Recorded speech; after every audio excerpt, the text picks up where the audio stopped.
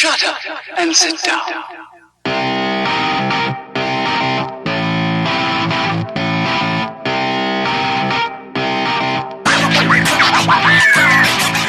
Welcome once again to the Shite podcast show. Mark and Ken. What's the story?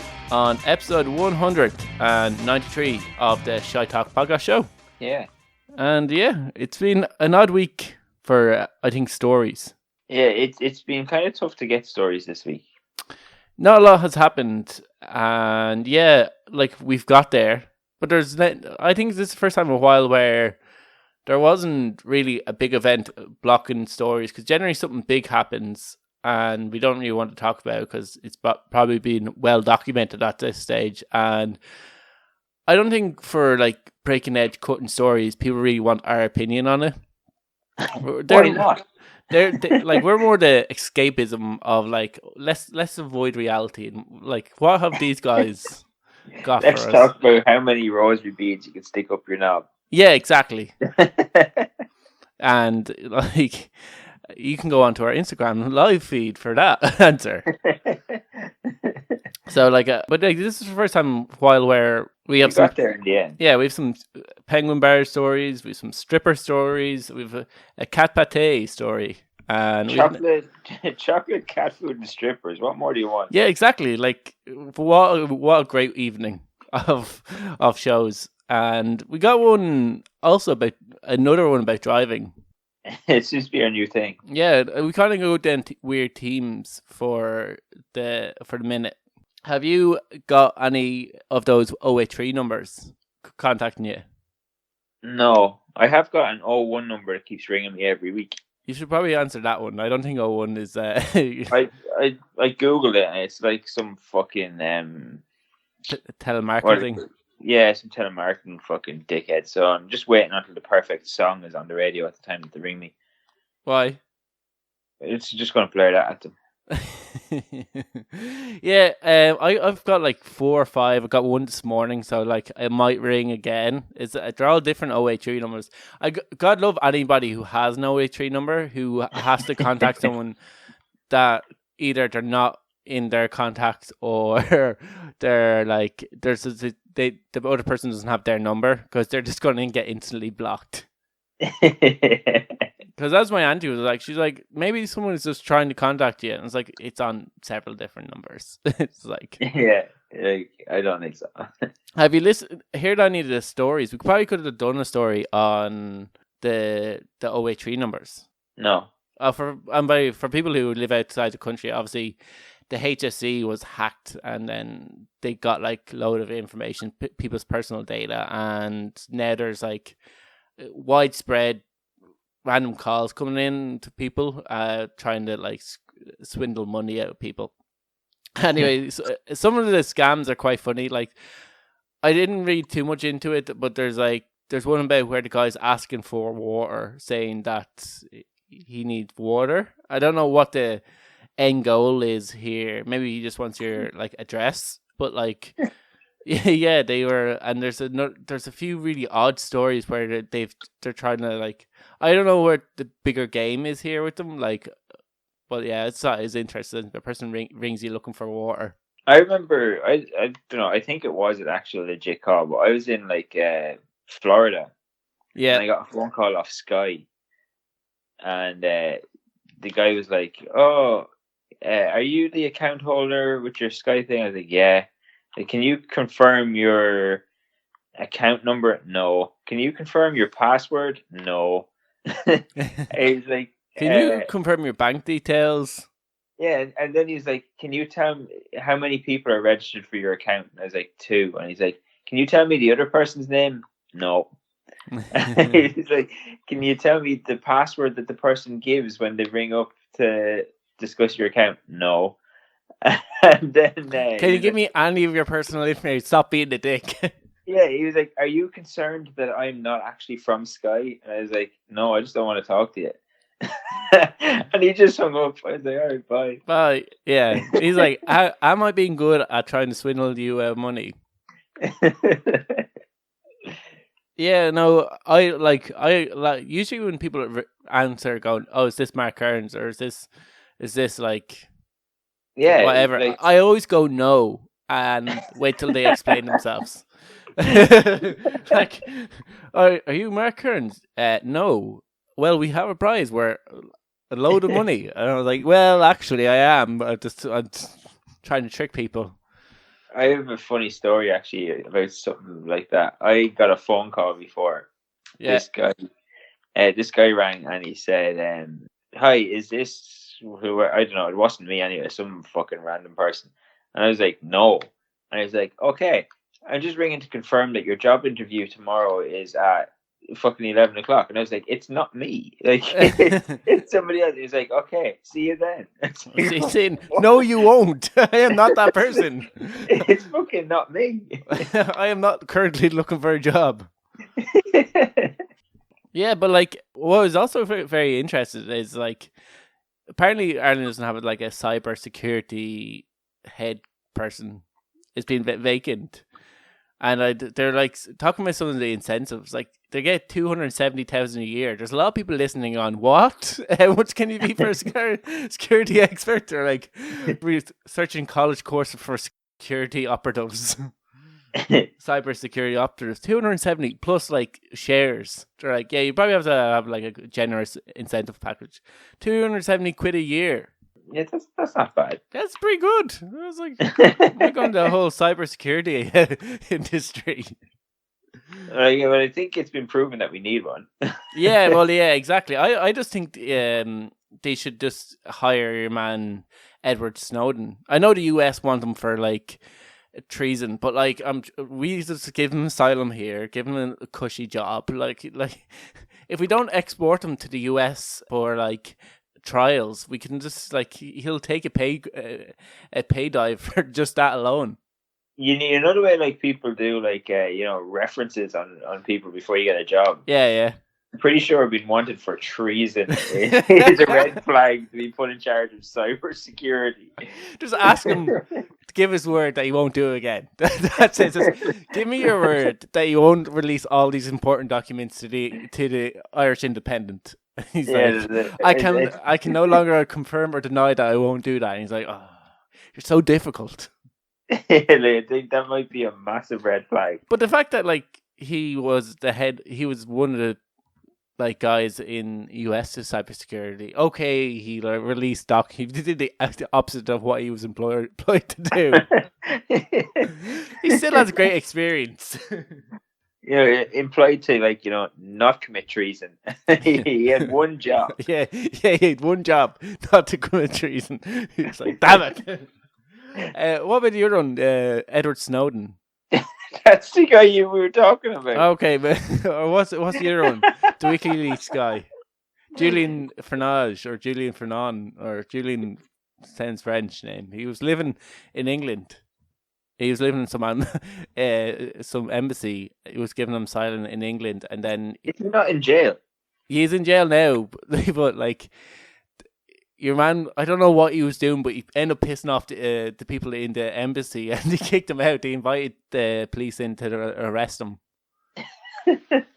But like, all we have to do is get him over to Ireland and give him asylum over here. Once again, I know he's wanted for like cyber crimes himself, but like the best way to get best person to like hire to protect you for like burglary is a burglar, because he can think like a burglar. I think what I know he has a WikiLeaks thing. He's probably pretty rich. Well, his assets are probably frozen. Yeah, exactly. So we can, like, he'll take a pay dive. We need we need a high-ranking official guy who can do the job, but it's like obviously hit a bit hard times and is finding it hard to get employment. All I say is that these crooked guys who've kind of screwed over their country and is now needs asylum somewhere will take. We should hire them to. They'll take the 89,000 that Ireland's offering for the cyber gig because they need work. And you know what? That is the kind of person that Ireland hires. yeah, it's right up where it's kind of like right on our kind of ammo for our employment. Like that is the kind of person that we do hire. Yeah, exactly. So like we get either Edward Snowden or Julian Fernage or whatever his surname is, and like there you go. We have two pretty reputable cyber criminals working for us. Happily working for us. Yeah, exactly. And what documents do the Irish government have that they can release that would really shock the world? To be like, probably all that stuff that the government were doing in the 70s with the IRA.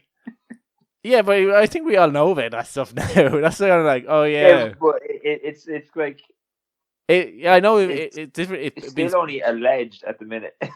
Yeah, I think it's pretty well documented that we gave arms to the IRA. But like the UK government actually had a plan to assassinate your man. What's his name? Charlie High. Yeah, Charlie High. They actually had a plan they were in talks to try to get him assassinated. So like, they had one job. Yeah, so like, in fairness, we're both at it. Like, let bygones be bygones. Isn't the whole like peace treaty is about? I don't know. Like, we're pretty tight with the US. I don't know how tight we'd be with the US if we start hiring people who are wanted for treason with them. They mightn't take quite kindly to us. Yeah, that might cause problems. We might get a whole lot of undocumented Irish landing back in Ireland. Here's your 89,000 people who will now need employment. Good luck. Yeah, take this back, you prick. Yeah. Give us our terrorists. Yeah, but like, if Joe Rogan can have him on his podcast, surely we can then have him on our podcast. No, not on our podcast, just as a high-ranking security official for the Irish government. And also, because both of those things are directly linked. Yeah, I also think the EU wouldn't take too kindly to having him quite close to all their documents that are sent to Ireland.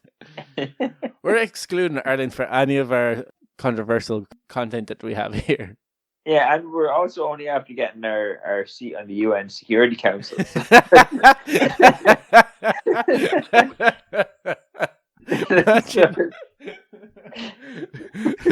And you're gone.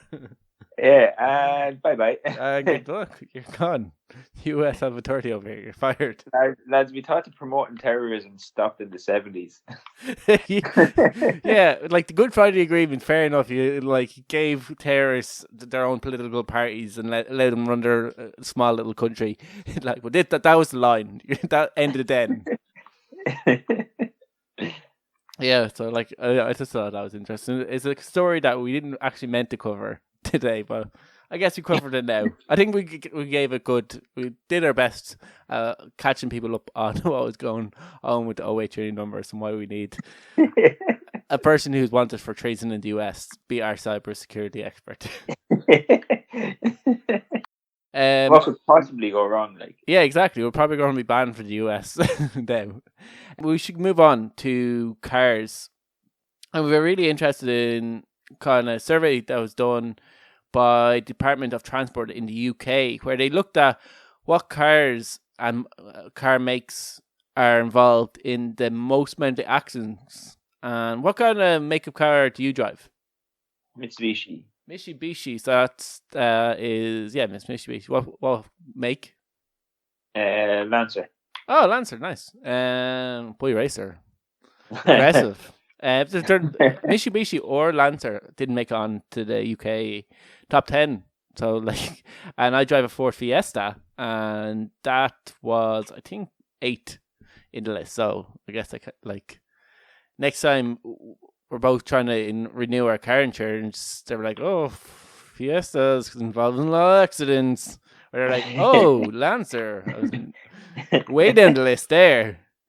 Yeah, you're good. Mark's not. Yeah, exactly. $3,000 insurance. But yeah, I thought you actually drove one of the cars that were at the top of the list. What's on the top of the list? Actually, the top car models are by the same manufacturer. Vauxhall is apparently the most dangerous make to be behind the wheel of or be a passenger of, because they're involved in most amount of crashes. First of all, the Vauxhall Zafira is number 1, but number 2 in models is Astra. Also known as the Opel. Yeah. Vauxhall and Opel. Yeah. Opel over here, Vauxhall over in the UK. out of 10,000 cars surveyed, 511 were involved in accidents. That's the Safari. And the Astra was 363 cars.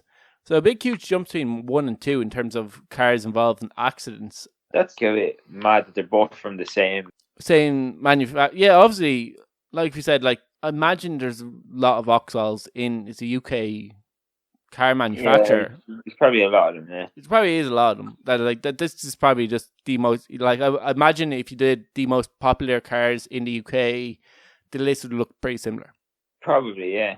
Now, when I was doing my research for the Fiesta, I looked up a lot of kind of car review YouTube channels, and I looked up reviews of the Fiesta, and they were saying that the Fiesta was the most popular sold car in the UK last year. They sold most amount of them, and I don't know what the breakdown of it would be, but I imagine like although the Astra and the Zafira would probably be in the top 10, I don't think they'd be 1 and 2.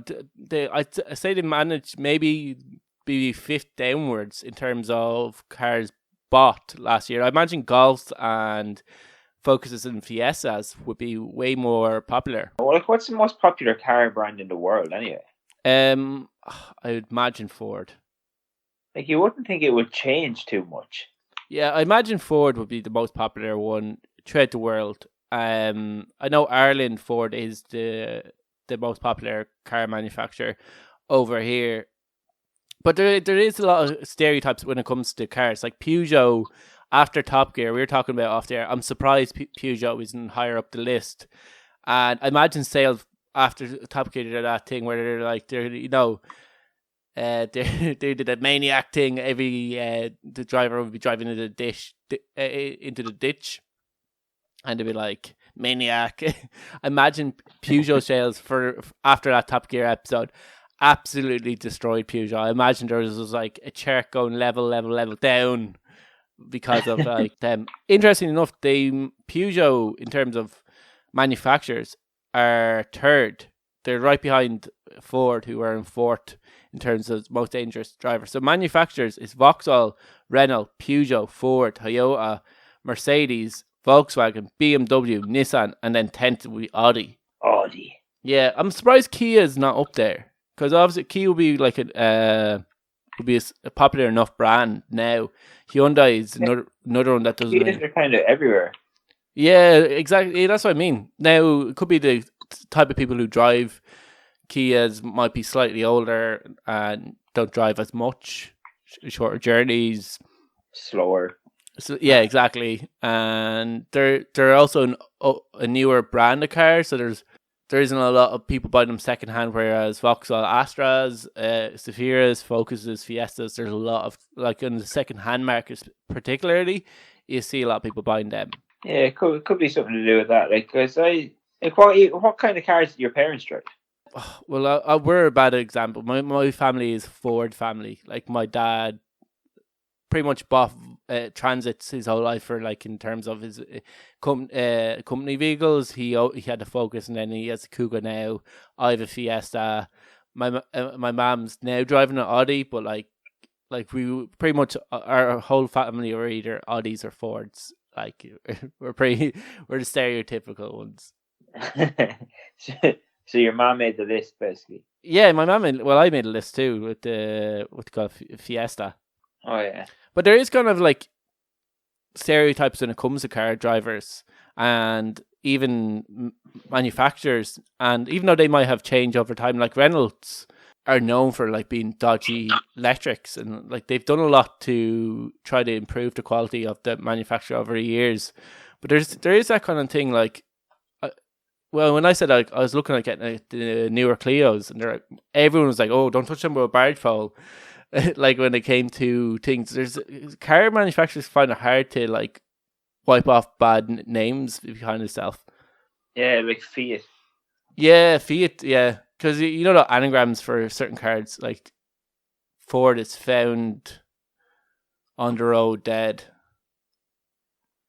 Was it's an anagram for Vauxhall or Ford, and then there's like If feet is fix it again, Tony. yeah, fixed again. Fixed again today as well. Just another one.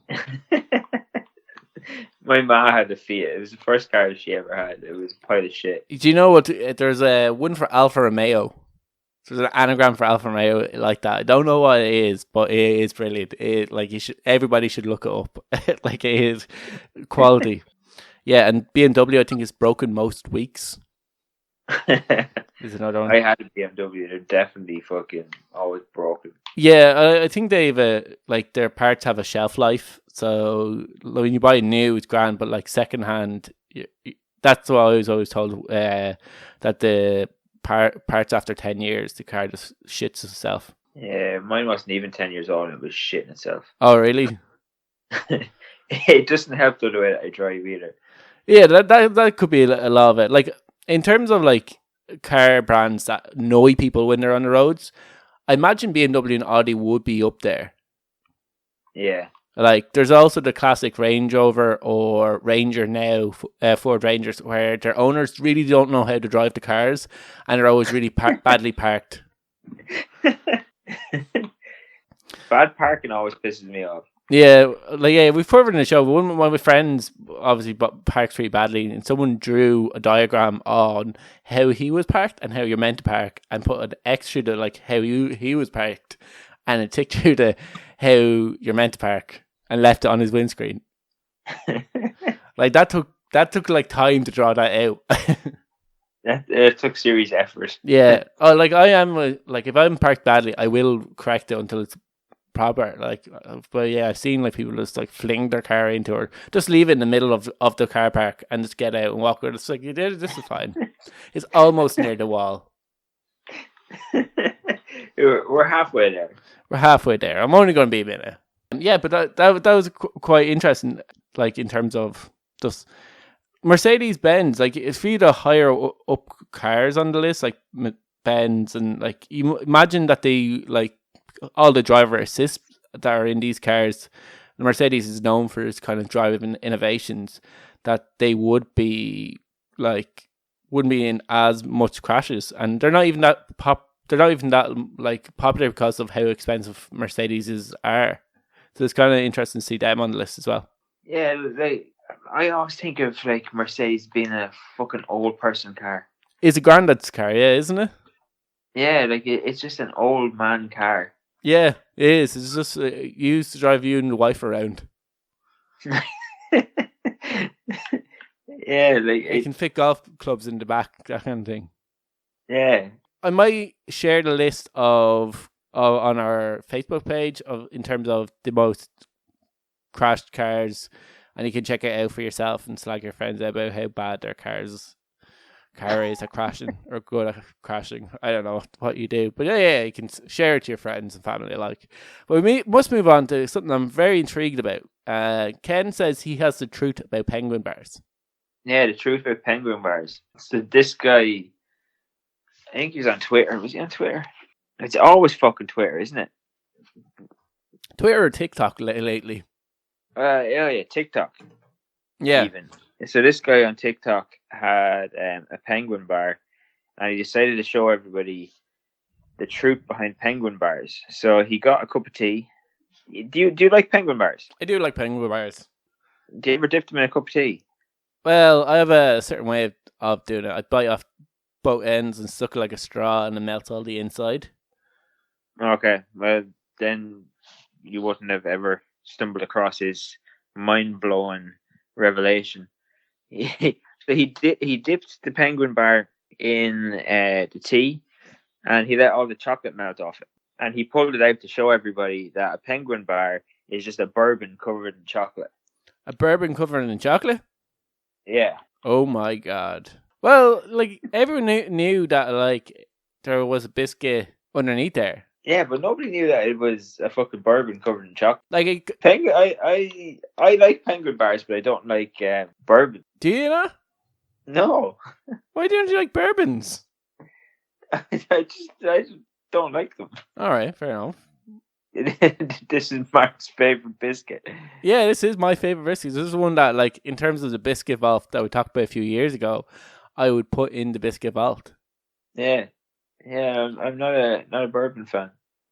I just don't understand. This shows you that you're just a little bit biased or discriminatory towards your biscuits. Like, if you don't know a bourbon, you enjoy it, or if it has a funny little joke.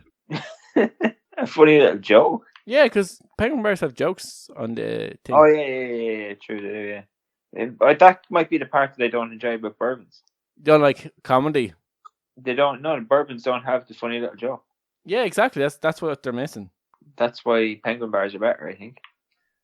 Yeah, like, I don't know. I never knew that. Imagine if it actually said bourbon. Like, you melt it all off, all the chocolate rolls off, and it's just a perfect bourbon.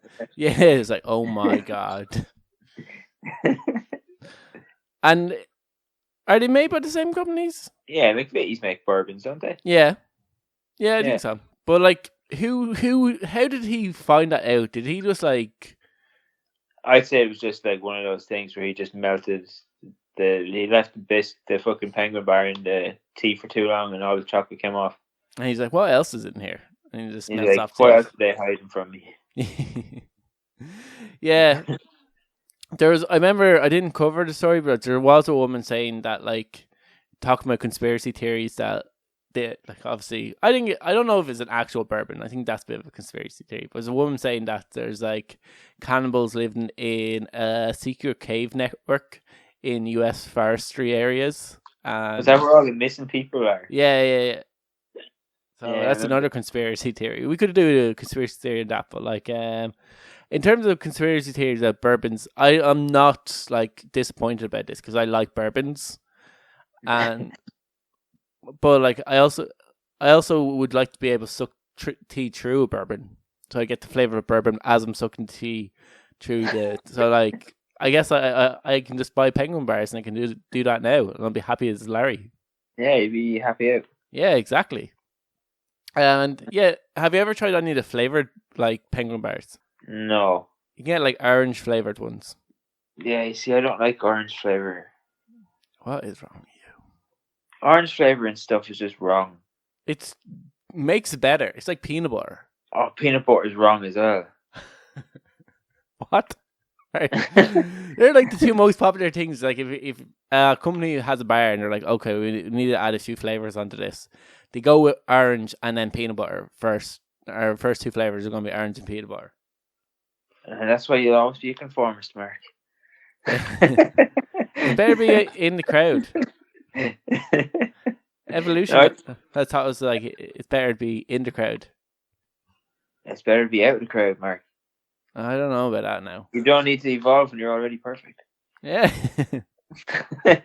Exactly. And the crowd is the evolved speech race, and then then you have some guy going off with his own, trying to make his own thing. And like, yeah, the guy who goes off on his own is the first one to evolve. No, always. He's the evolved one. Like the first time that you just said we don't need to evolve when you're perfect. Yeah, like the first fish to walk out of the ocean. Probably got. Yeah, all the other fish went, look at that fucking freak, and look at them now. They're probably still going to look at that freak. Yeah, but now that freak became a human. Only took a few billion years. There's probably a lot of shit that went on behind that. They don't talk about the ice age. That fish, all the other fishes in the water, just going, "Oh, this is grand." Well, it wouldn't really be because they wouldn't die. Well, would they? Yeah, fish breathe oxygen.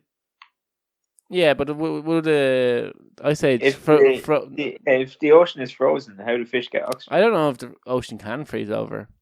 Oh, or ever did anyway. Sure. Explain glaciers then. How is the Arctic frozen? I think glaciers is land and it pushes into the sea, isn't it? And that's how you get icebergs. Big old pile of ice. Yeah, but that's like land.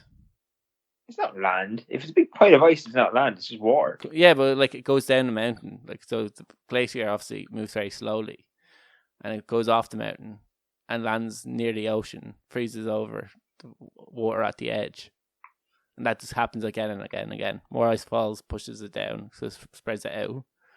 more ice gets created in the sea. But it's not the ocean itself freezing over. I don't know. That's what I think what happens with glaciers. Like we're not authorities to talk about how glaciers are formed. Yeah, we are. Yes, we are, Mark.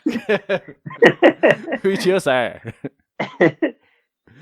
I'm gonna move on anyway because like we'll go down a rabbit hole. Again, like this happens like even before the podcast starts. Yeah, I think we spent like a good 40 minutes talking shite before it started. Yeah, exactly. The podcast before the podcast. A lot of our like good content gets lost before the podcast and then instantly forgotten about. Yeah. Have you ever been told to like turn music down by neighbours or anything like this? No, because I've always been lucky enough to live well, not at the minute because I live in an estate now, but like growing up and stuff, I live in the middle of fucking nowhere. Yeah, I have had not where I live now, but when I've been on holidays, I've been told off maybe once or twice about playing music loudly, even though it was like, and a lot of times it wasn't like. There was one time where it was loud, and then we're like, "Oh shit, sorry," and then after that just triggered them, and then after that, no matter how like low the music was, we were getting a complaint, and then after a while, we're like, "Fuck off." We're playing music. We're playing music. I was staying in an apartment that was mostly residential when I was on holidays, and they just didn't like the idea of people on holidays living in their apartment block. Imagine the person who owned the apartment, like they all hated it. Definitely. Rented out this apartment to a bunch of young lads from Ireland blaring music there all morning. Singing rebel songs. But what was interesting enough about this story wasn't the fact that, one, there was a noise complaint, or even two, that it was his brother that was the person who had noise complaint. It was that he was brought to court over it. So last week we were talking about like how you can get in trouble for having a bad word on a t-shirt, and I thought this was mad. This is even crazier for this. So this happened in Donegal, first of all. Oh, it happened in Ireland. It happened in Ireland. A man, I think his name was John Gallagher, had to appear in court in Buncrana, District Court, because his brother had brought him to court over playing music loudly. He had previously promised his brother that he would stop playing the music so loud. And I'm not sure what court are like bringing the court over, because they gave. So basically, just was said something about he was brought because he broke his word. But so I know there's certain things of verbal agreements, but I don't know if you can be brought to court over a verbal agreement. Yeah, it's very hard to prove. Yeah. The judge made understanding that he would cease playing music loudly and other kind of noise or aggravating things, and when he was basically broke that word, he was then brought to court over it. So I don't know if he was being brought to court over noise pollution or...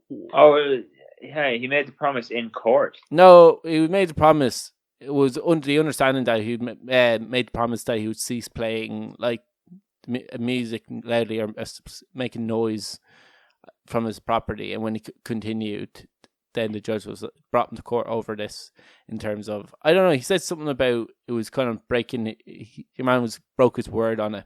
Who did he have this agreement with? So it just says the noisy brother John, who told the court that he was hard of hearing, hence probably the loud music playing, was found to have broken his word, and then it goes into like in terms of similar cases. So I don't know if in terms of like so what I imagined was his brother had complained to him over the loud music. He had promised that he'd keep it down, and then obviously a song came on the radio. He's hard of hearing, so he turns it back up and he's like, "Yeah, I love this song." And your brother's like next door to him. So your brother obviously lives next door to the guy, and every now and again his brother's like blaring music, blaring the radio, blaring whatever. And he's like, "Here, turn it down," got a bit thick, and I think there is probably a little bit of spite going in. Like Isn't family, it funny how siblings never stop being petty with each other? they you are extremely petty with your family, and you never stop. It will go on to the day you die, but it's so petty to bring your brother who's slightly deaf to court. Why he has the music up loudly, but what was also interesting about the story was just the judge, obviously your man's solicitor was probably like, okay, what we'll just do is we'll apologize profusely and beg for forgiveness. So he was making out that the brother John, the loud brother, was like, sorry, and he'll never do it again, blah blah blah, and that he invested in brand new technology that will mimic a sound coming from his house, and that brand new technology was Bluetooth headphones. Sorted. Yeah, exactly. I just love how it was that he put down. Yeah, we brought a brand new technology, Bluetooth headphones, and imagine that this wasn't brought up before they were brought to court, that no one said, would you not put on fucking headphones if you can't hear the music? That no one had that idea beforehand, and now they're in court, there's a court hearing, they're like, the solicitor's like, why don't you just get headphones? And your man's like, fucking headphones. I bet the brother was like, I don't want to fucking wear headphones. Yeah, it's my fucking house. Yeah, exactly. There's definitely a bit of that going on. And your man's like, well, you're going to have to get your headphones now, aren't you? But this isn't the only time that someone had been brought to court over playing music loudly. There was a man in Liverpool for years kept blaring his radio loudly. He was an elderly man, and his neighbour got pissed off, so he put in a complaint to the police about noise pollution. And basically, your man was summoned to court in 2019, and there's restrictions on the amount of decibels that you can play music at, and there's a curfew on. So there's from 9 a.m. to 10 p.m. he wasn't able to go over 65 decibels from his radio or from any other device in terms of volume coming from his house. He had to keep it under 65 decibels, and this was a court order. And your man basically just ignored it. So he was arrested for ignoring a court order on noise pollution. Spent a year in prison because of this. And then when he got back out, he obviously went back home. Learned absolutely nothing from his year in prison. And went back to just playing the radio extremely loudly. And was sent back to prison. As you would be. I don't know, the guy had a year's peace. Your man gets let out from jail, and the first day back, he's sitting your man's in the house. He's just looking at the radio, goes, "Fuck this arsehole!" Turns the radio up. Your man's a fucking wanker. Ring the police again. Yeah, the fucking dickhead. That's pettiness. And so your man was rearrested. He ended up dying in custody. He was 83 years old, and later died in hospital because, he's probably spent his last 2 years in prison because of being probably mostly deaf and breaking a noise curfew. Imagine he spent the last years of his life in prison because he was listening to music too loud. I wonder when he got to prison, when he was in prison, because obviously you get a radio. Was he blaring the radio in prison? Yeah. Or other prisoners, what are you in for? Yeah. Listening to BBC Radio too loudly. What are you in for? Rape. All right. Yeah, all right. How long do you get? A year? Via let out. I wonder if he was let out after a few months on good behaviour. I'd say he probably didn't spend too much time in prison. Yeah. But once he broke it again for the second time, I imagine he went back very quickly. But one of the things that they would have looked at in prison in terms of his behaviour, but surely they would have also looked at how loudly he was playing his radio. So obviously if he was in the radio, he was blaring the radio in what you call it, in prison. They're like, your man's not learning anything. He's still blaring the radio in here. Let's add on extra time. Yeah, no, let's he's not learned his lesson, so let's keep him in prison. I know my nan was like in a care home for a bit when she injured herself, and there's a fierce kind of like pettiness that goes on in care homes. Of course there is. And apparently there's a woman there, and she would take the remote off the TV in the like communal area, and like pretend to be asleep. But when you went to turn it, she goes, "Oh no, I was watching that," and she'd leave it on. And she knew my nan was like hard of hearing, so she should keep the noise down. And my nan would have to like keep asking her to turn it up, and then she'd just turn it back down a few minutes later. So no matter where you are, that pettiness will follow you. You'll find it everywhere. I imagine like you could probably do if you send a team of writers into a care home, they'd come out with a pretty funny skit show. I'd say though it's terrible being in like an old folks home. Oh yeah, they just drug you and beat you, and then like you're basically forgotten about. It's like euthanasia is banned, so they have all these old people that like a care home's different because you're probably usually injured or unable to take care of yourself and live alone. But like old folks home, like they just drug them, so they're decibel, and they just like basically walk around like zombies, and they beat them, and then they're fucking. You're basically waiting to die at that stage. You're just like drugged to like walk around like a animal in a zoo. So, I don't think that's everywhere though, Mark. It definitely is a thing though. And then there's like they do drug, like a lot of the care homes do drug them, and they are just like out of their heads walking around like a fucking animal in a polar bear in the zoo, like fucking off their tits. And then I think it's just like, imagine having to share your fucking sitting room or your TV or whatever with like a load of other people. Yeah, there are some good stories, of course. Like people end up becoming friends in them. Some people are quite happy in care homes, and like if you get them into a really nice one where obviously they don't beat them, and they actually do care about people in there, then it can be a nice place to spend you, because it can be quite lonely if you're in your house on your own.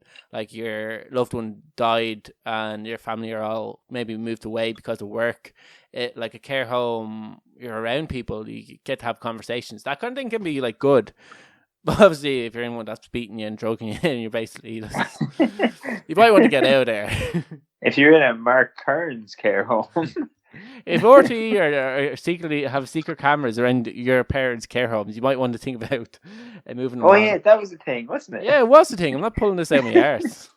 I thought you were just pulling this out of your hole. I usually do, but sometimes I take back from like things I've seen on the internet and TV.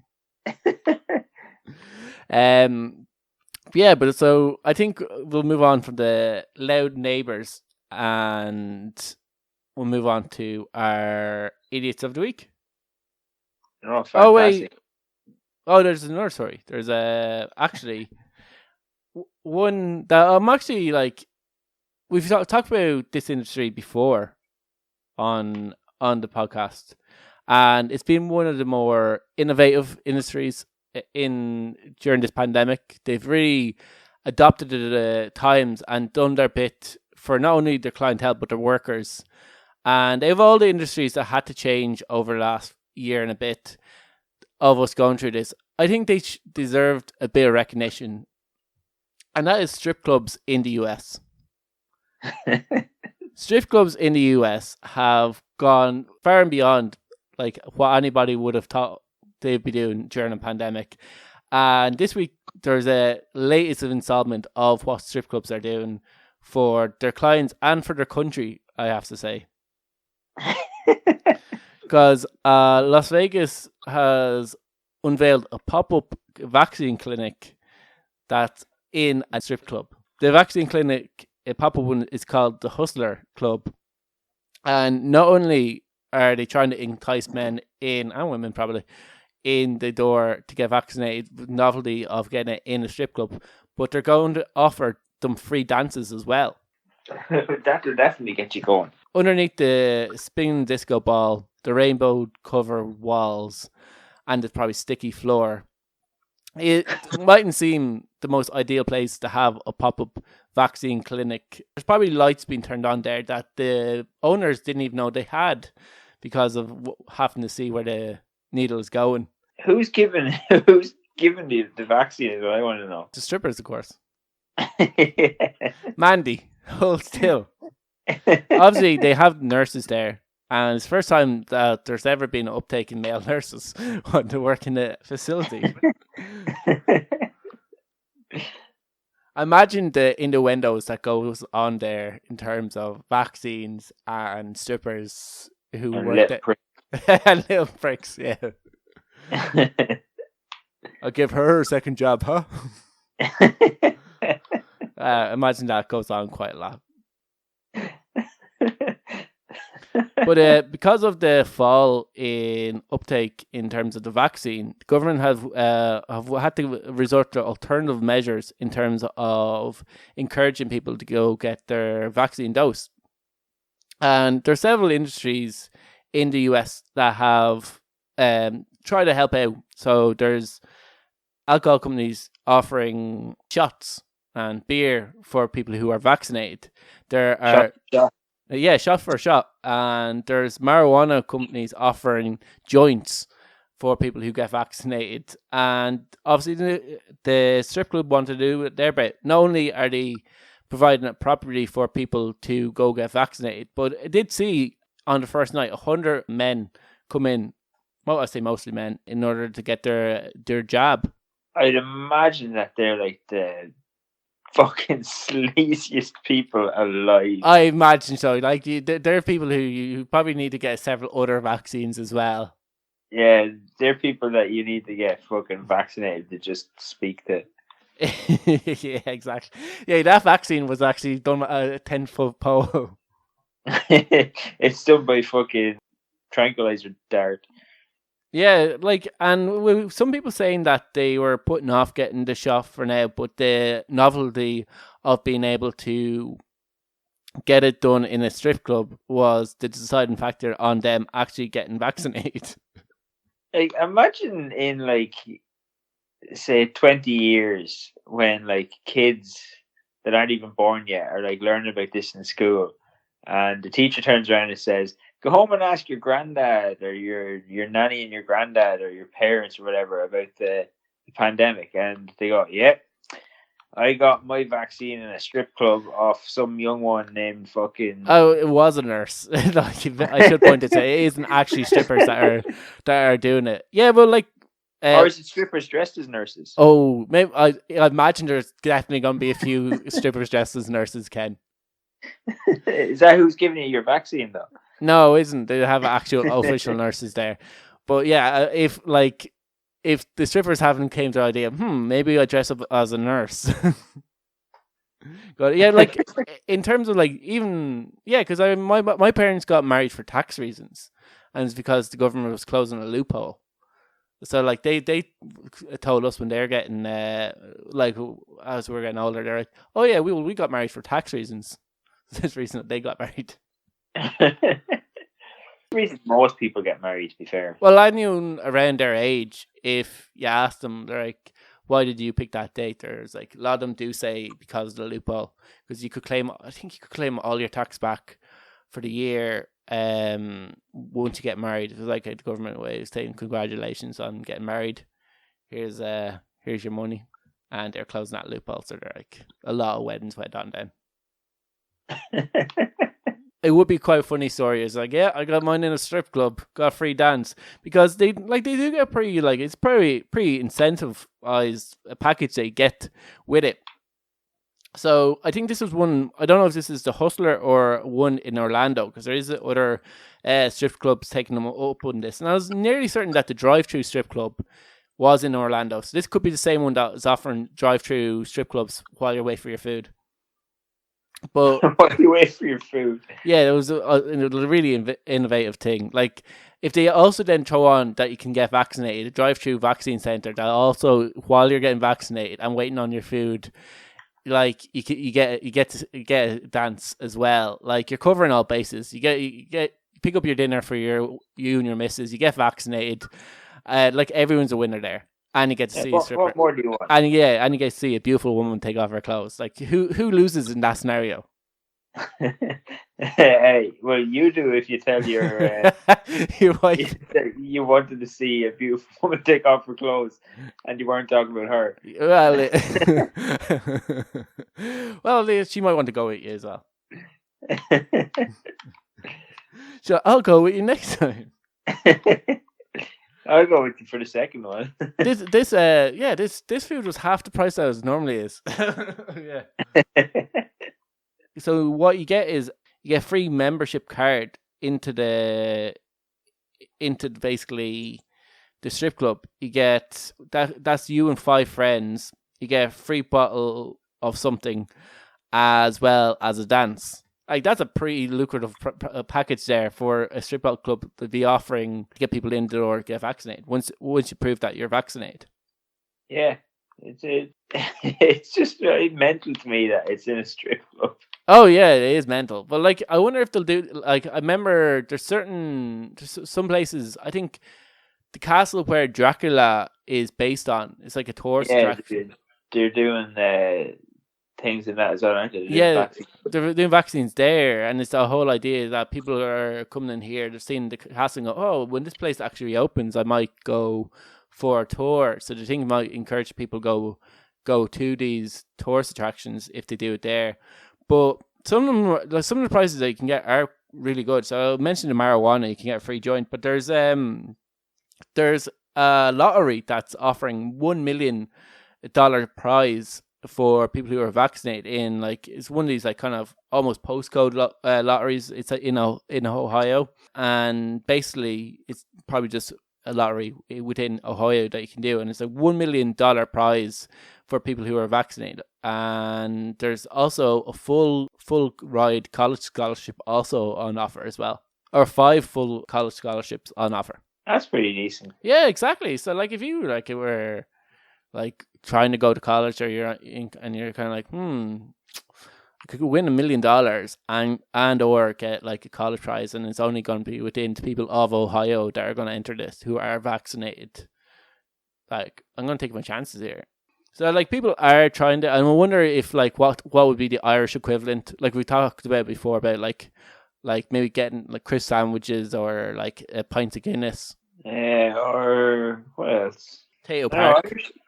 Irish people aren't really into things. What about having a vaccine centre in Tato Park, so you could be on the Cuchulainn, like getting vaccinated? So like they line you up, they put you in the chair, they vaccinate you, then you get to go on the roller coaster. I'd be a bit hazardous if while the roller coaster is going, there's a nurse there beside you trying to jab you in the arm. I think that'd be even better. That might be more difficult. A lot of vaccines going through people's eyes. Like I don't know, like other than maybe tourist attractions, or I think alcohol. Go to the obvious. The obvious is like have a vaccine centre in Jameson, and you get like a free Jameson drink with. They probably won't do that though. Like with the whole fucking minimum pricing thing, and the government being like, we drink too much. They probably won't get vaccinated. I think they're like, if we get to the 75%, we'll bring back Arthur's Day. Just for 1 year, we'll bring back Arthur's Day if everybody gets vaccinated. How about that? Like Arthur's Day comes back. I love how they cancel that. It's like too many crack was had. There's people weren't showing up for work for weeks after Arthur's Day. People were actually calling that for being like a national holiday when that happened. I heard one story. There was some pub in the back arse town, like it could be in somewhere in Wicklow or somewhere like that, like an old man's pub. When you find up a back road on our side, there's a rumor that he had got Fatboy Slim. So there's like a load of fucking teenagers off their head and yokes turned up, thinking that like Fatboy Slim was going to be playing there, and he's like, I don't know where, like he's not going to be here. I don't know what what he's expecting. Like, I don't know what to say to you. He's like, Fatboy Slim is not going to be here. And he's like, they're like, oh, where is he going to be? And he's like, I don't know, somewhere in Cork, I think. I don't know, but we didn't. Somewhere else. Yeah, but like the rumor obviously said it was going to be there.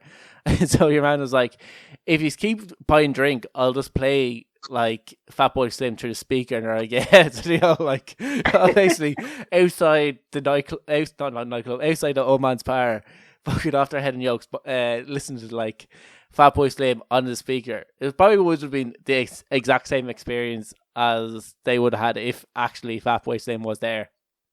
Yeah, definitely. I wouldn't remember the thing anyway. Do you ever wonder how these things get started? Though, like somebody obviously just started that for crack. Because like, RSA, like you could go online, you could vote for places where you wanted certain bands to play, like or nominate pub where you want to see an artist at.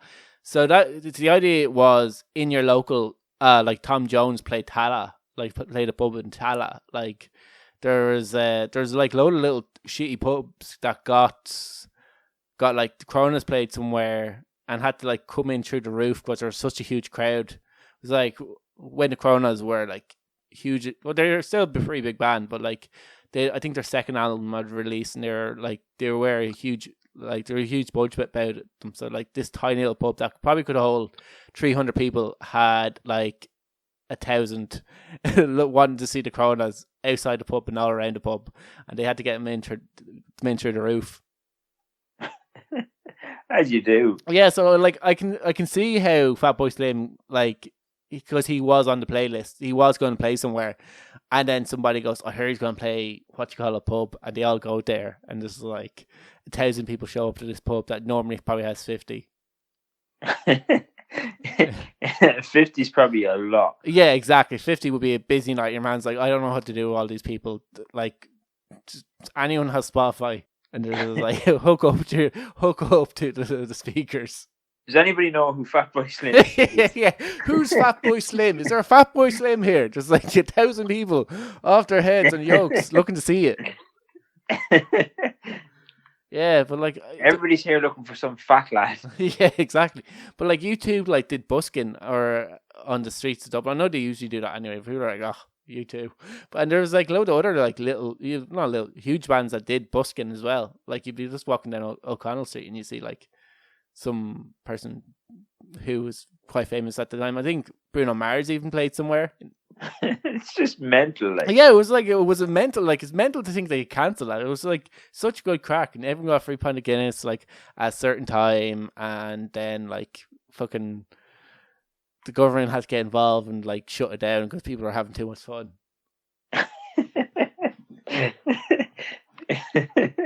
Remember the very, very first one? Yeah, that was fucking insane. That was bigger than Paddy's Day, that was.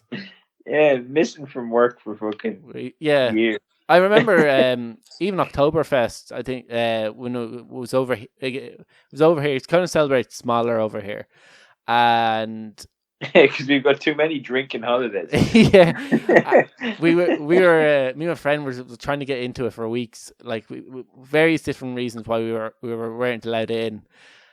Finally, get into it, and we're sitting down at a table, we're drinking. There's like everyone's just kind of like sitting beside like each other. There's like tables right beside each other, and they're drinking away.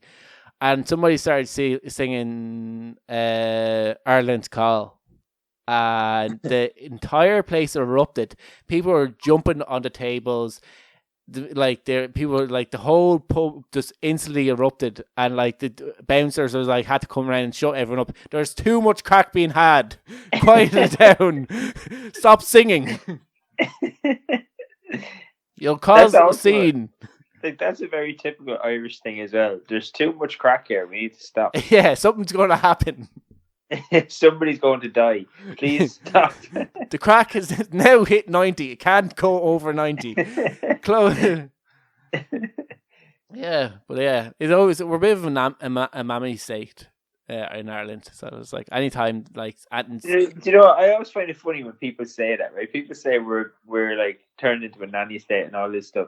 And to a degree, yeah, everybody's right. But then you see things that have happened, and you're like, people go, "Why didn't you tell us we shouldn't do that?" Yeah, this is like, well, until something happens, we're like, why didn't you warn us? Yeah, why weren't we told it was a bad idea? Because apparently we're mammy say. No, someone gets on to Joe Duffy, someone complains, and then there's an inquiry, and they're like, "Oh." So instead of Joe Duffy having like 1,000 collars, they try to get behind the problem, so Joe Duffy's head isn't wrecked. Yeah. So we'll move on to our idiots of the week. That was our strip club. Like, I have to fair play to strip clubs. They, like, in terms of industries that have really done their bit for the pandemic, like, I think strip clubs are up there. Mark's all for strip clubs. Pro strip clubs. Yeah, on to idiots of the week. And this is part of the show that is created for idiots by idiots. This is where people do dumb things. And we have a story.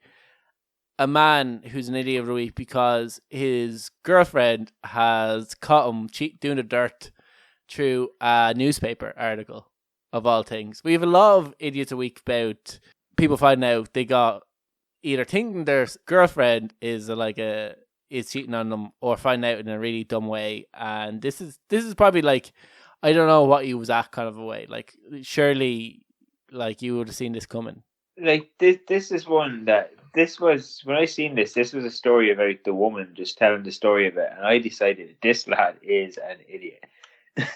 Yeah, so go into the details. So this woman, she had no, like, kind of inclination that her husband was cheating on her, and, like, obviously they're divorced now. She's married to another guy, but, like, she did know, like, obviously he was working, he was doing, like, overtime in work, and he was going out to eat a lot on, like, work meetings and stuff, but she kind of ignored it because I don't know what he worked at, but it obviously must have seemed like it was a normal thing to do. But then she was in work and she was reading a newspaper on her break, and she says he has a very unusual name. She didn't name him, but she said, like, his name is unusual. So she's seen in the paper that somebody with her husband's name and another woman just had a baby. Yeah. So she kind of went on the internet, and it must have been a thing that the internet did, or hospitals did at the time. The hospital would publish photos of new parents. So she looked into it, and she found out that, one, her husband and this other woman had a baby girl a year and a half before she found out about this. Yeah. And two, that they had just 3 days beforehand, they had a baby boy. They had 2 kids together. They have 2 kids together, and so she's the mistress then. Nothing about. She's the mistress. She has 3 kids with him. Oh, well, fair enough. Very fucking fertile man there. You So, just like, can't say no. It's like all these women want kids. 2 families with multiple children. He had 6 kids. And 1 court hearing. Possibly 2. Yeah, so... Do you know what the kid's name is? Because my sister right now is trying to name a baby right now. So, like, she probably could do with suggestions. It doesn't say what the kid's name is. Oh, for fuck's sake, Ken. Was a boy as well? Yeah, boy, yeah. All right, well, maybe our listeners can send me a few suggestions. I would suggest Kenneth. Kenneth. I'll throw it into the pile, all right. I don't know if she'll do anything with it, but it'll be there. Apparently, all my suggestions are falling on deaf ears.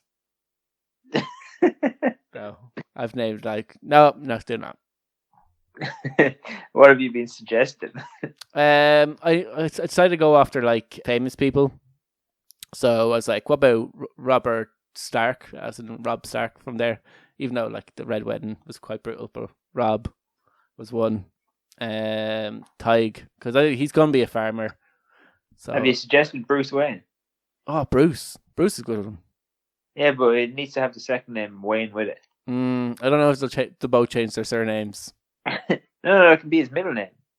Oh, can you have a middle name as a surname? Oh, yeah. You can have whatever you want as a fucking middle name. That is And true. Wayne isn't a surname; it's a first name also. Yeah, but like I think Bruce is a good one. And There you then go. go through the Robins. You see Dick, and then you. I don't think anybody wants to call a kid Dick. Well, Richard is Richard, Yeah. but Dick Grayson, and then you have James. But yeah, oh, so far not being listened to. I don't know if I say, well, my listeners want you to call them. She will listen to me. Try it, see what happens. But apparently, you have 60 days in Australia to name a baby. I never knew they put like a. Has she already had the baby? Yeah. So she had the baby with no like ideas for names. She had names, and then a few names got taken of recent babies in families, and so it was a bit of a loose end. So she's like, she didn't have like, she must have had all her eggs in one basket and been like, this is the name for the baby. No, but like she like. I don't know. She just didn't put a lot of thought into it, maybe for 9 months. They the babies, and now the baby's here. So she's like, "Oh, what do I call this?" Well, she has 60 days. I wonder what happens after the 60 days. The government names the kid for you. Yeah, that's what I wondered. The kid goes, "Yeah, you're 60 days up. We're naming it. Here's your kid, James, or here's your kid like Stuart. Here's Stuart. Here's baby Stuart there." Or like what's the typical Australian name? Oh, Craig would be one. Then there's Kit, Cameron, something ridiculous like that. Not even a name. It's a place of a beach. It's a place of the beach. I was going through the list because like I know the dad's into rugby, so I was going through like a list of Rob Kearney. Then there's Rory Best, there's Brian O'Driscoll, there's like Johnny Sexton, and Tig came from like Tig Furlong. And then I was like, oh, what about the Lions tour is coming up? I was like, what rugby players are on the Lions tour from Ireland? I was like, oh, Bundy Aki. What about Bundy? Yeah, so I think after I named Bundy, it was like, no, Mark. Yeah, I don't think so, Mark. Bundy is a good name. I think it's a key part though. If it was like, if that was his name, was Bundy Aki, as in his first name, and then he had a different surname, I think maybe. Maybe. But like, you never know. One of my cousins named their kid after Kylo Ren, so they named the kid Kylo. I thought that was pretty cool though. I've heard of a story. I know somebody who's, I can't remember if it's her friend or her cousin. They couldn't decide between two names to call the kid, so they named the kid a combination of both. And the names that they couldn't decide between were Kyle and Michael. So this poor kid is now called Keikel. Keikel. Yeah. That is that is bad. That is an awful name. I know one of my cousin named their kid after where the baby was conceived, and then I said like what the dad's bedroom, like what his dad's name is, bedroom. But like I don't know. People have different ways of naming things. I think Bruce is nice. I don't think she'll go for her. Not a real farmer name. So yeah, if anyone have any suggestions for us, get in contact. I think my sister listens to the podcast, so she'll probably get in contact with me. Whether she's happy that I'm talking about this on my podcast or not, I don't know. But like, yeah. You have to roll the show. What comes out, comes out. You're going to get a very angry sister. Like, you're going to be brought to court. For what? Like the fucking brothers brought each other to court over. Oh yeah, brought to court over saying that like none is falsely portrayed, and like she can have her right to reply. She can get in contact with the show. We'll air her side of the opinion. And until then, people can send us in baby suggestions for her. The baby can listen back to this podcast when it's older. About us. I don't know. It would be a good idea. Like what was going on when the day that you were born? Here's your uncle Mark talking about that week's news stories. It might be very interesting to have. It'd be something to be interesting anyway. Someone would be interested. They'd learn something. Her uncle was into strip clubs. And what car is involved in most minute crashes? Yeah, there you go. There you go. Yeah. You know them two things. Yeah, exactly. Two of the most important things. We'll be back, I guess, next week. We've run out of shite before I get myself into any more trouble. And with more shite, more talk. And we'll only be a 10 away from the Big 204 on next week's show. And we're kind of working on stuff. Yes, we are. We're actually working on something. Lie to our audience. Nice.